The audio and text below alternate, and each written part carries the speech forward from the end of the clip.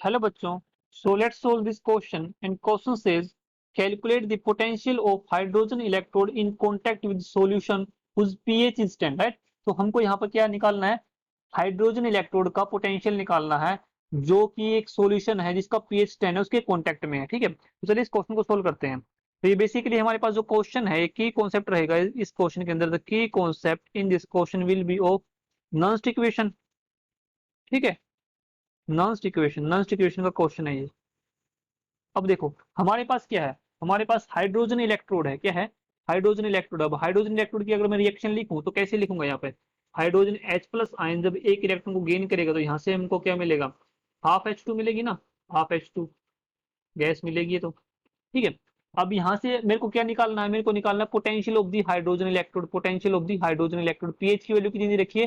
10 दे रखी है। ठीक है, अब इसका मतलब ये हुआ कि जो पीएच है, पीएच की वैल्यू अगर 10 है और हमको ये भी पता है कि जो पीएच होता है वो किसके इक्वल होता है? Minus log of concentration of H positive ions. अब एच पॉजिटिव आयन, इसका मतलब ये हुआ कि यहाँ से अगर मैं देखो इसको वैल्यू पुट करते हैं इसको, तो यहाँ से मेरे को एच प्लस आयन की कंसंट्रेशन कितनी मिल रही है? एच प्लस आयन की कंसंट्रेशन मिल गई मेरे को 10⁻⁻10। ठीक है, ये मिल गई किसकी? एच प्लस आयन की कंसंट्रेशन। अब यहाँ से अगर मेरे को E note of the cell की वैल्यू निकालनी है, किसकी वैल्यू निकालनी है? E note of the cell की वैल्यू निकालनी है। तो वो कैसे निकालूंगा E note of the cell? तो क्या आएगा हमारे पास? E note of the cell, right. So this is E of the cell, right. So I can correct it. This is this is E of the cell, that means H positive to H2। ठीक है, half H2। यहाँ से हमारे पास क्या आएगी इस equation के according? इसको अगर मैं नेक्स्ट इक्वेशन लिखूंगा तो देखो ये E note of H positive to half H2। ठीक है, माइनस, ठीक है, अब ये क्या होगा? 0.059 होगा divide by n log concentration of product divide by concentration of reactant. ये होता हमारे पास नेक्स्ट इक्वेशन।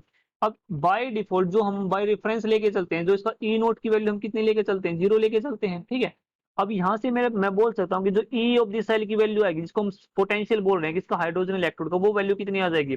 इसको हम कैलकुलेट करते हैं। अब कैलकुलेट करेंगे तो ये वैल्यू कितनी आएगी? देखो ये वैल्यू तो आ गई 0, ये आ गई 0.0591 डिवाइड, देखो ये जो वैल्यू है ना 0.059, ये है जब टेम्परेचर हमारा 298 केल्विन है, जब टेम्परेचर हमारा 298 केल्विन है। ठीक है, अदरवाइज हमको सोल्व करना पड़ेगा। जैसे कि यहाँ पे एक्चुअल इक्वेशन क्या होती है हमारी? एक्चुअल इक्वेशन ये होती है ना, E of the cell is equals to E note of cell minus 2.303 R T divide by n F log concentration of product divide by concentration of reactant.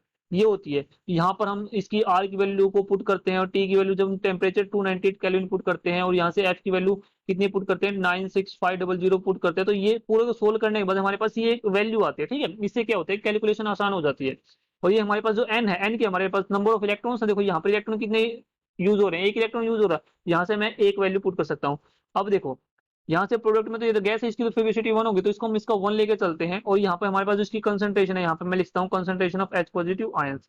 यहाँ से मेरे पास जो ई ऑफ द सेल की value आ जाएगी potential की hydrogen electrode की, वो value कितनी आ जाएगी? देखो 0.0591 लोग।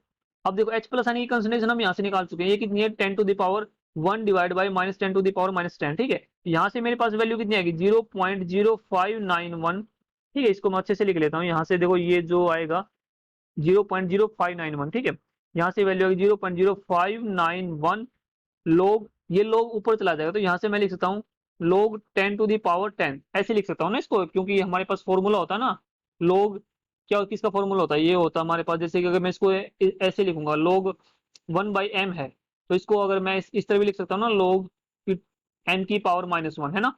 अब इसको आगे लेके चला जाऊंगा तो ये वैल्यू कितनी आ जाएगी हमारे पास? ये माइनस साइन तो है यहाँ पर ई ऑफ द सेल में, अब माइनस साइन है तो यहाँ पे देखो ये माइनस तो एज इट इज रहेगा। अब log 10 की वैल्यू तो हमको पता 1 है। ठीक है, तो यहाँ पे 0.0591 मल्टीप्लाई बाय में 10 हो जाएगा, और log 10 हमारा कितना होता है? हमारा log 10 होता हमारा 1 के इक्वल, ये होता हमारा 1 के इक्वल। यहाँ से जो वैल्यू आएगी, ये वैल्यू कितनी आ जाएगी? 0.59 वोल्ट आ जाएगी।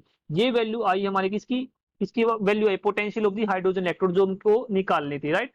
सो this is our required potential of the hydrogen electrode, right? So I hope this understood very well. Thank you. Best of luck.